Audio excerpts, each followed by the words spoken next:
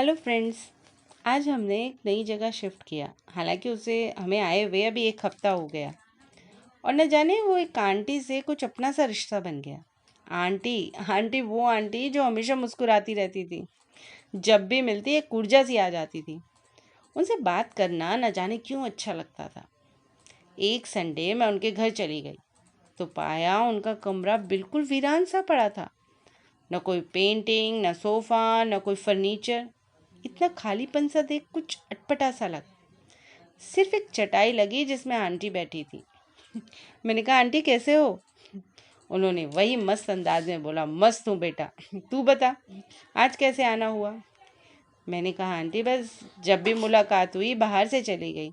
सोचा आज संडे है तो आपके हाथ की चाय पीती जाऊँ।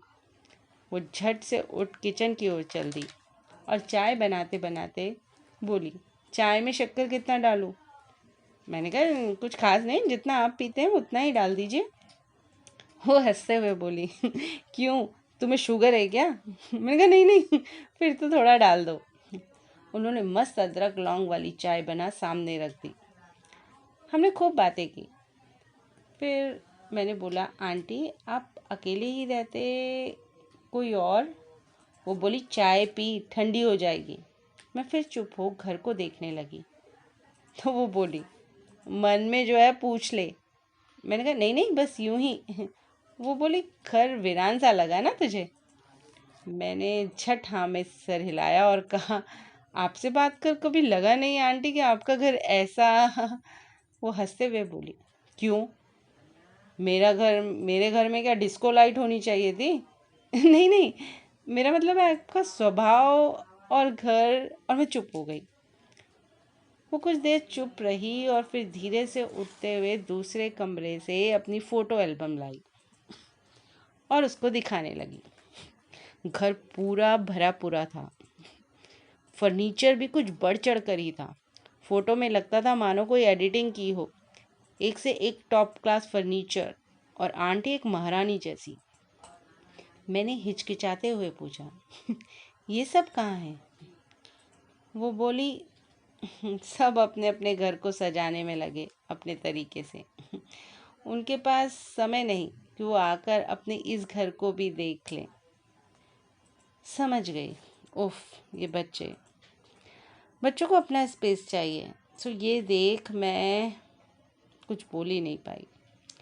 और आंटी ये सोफ़ा तो बहुत अच्छा, ऐसा कह मैंने बात बदलनी चाहिए।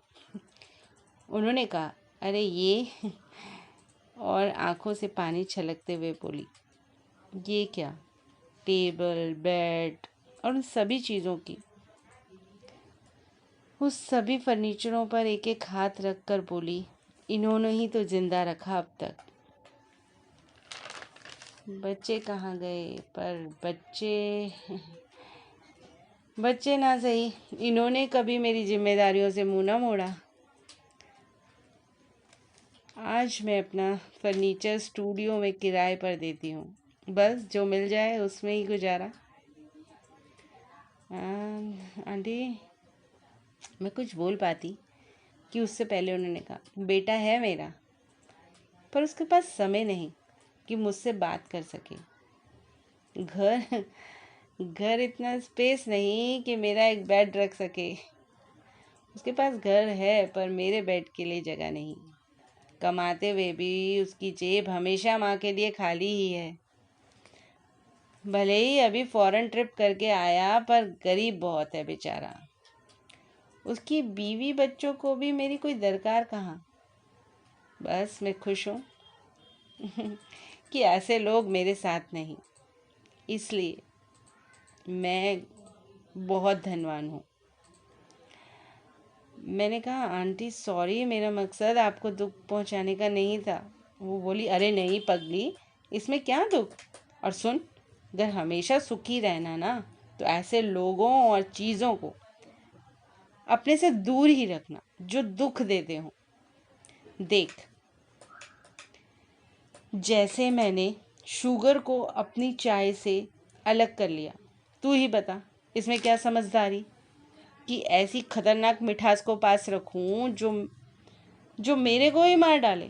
तो बेहतर है ना जहरीली मीठी चाय से बिना मीठे की चाय पी जिंदगी में खुश रहना। समझी इस बात को? और सच मुझे यही लगा कि जहरीला मीठा ज़्यादा सही है या कि फीकी चाय। अब समझी वो आंटी कितनी समझदार है। वो दुख को अपने पास आने ही नहीं देती, दुख को जड़ से ही काट देती है। तो सुख रहना है, सुखी रहना है, तो आपको दुख को दरकिनार करना ही होगा। Thank you. और प्लीज़ प्लीज़ प्लीज़ मुझे सुखी करने के लिए मेरे इस चैनल को लाइक, सब्सक्राइब और कमेंट से भर दीजिए। Thank you.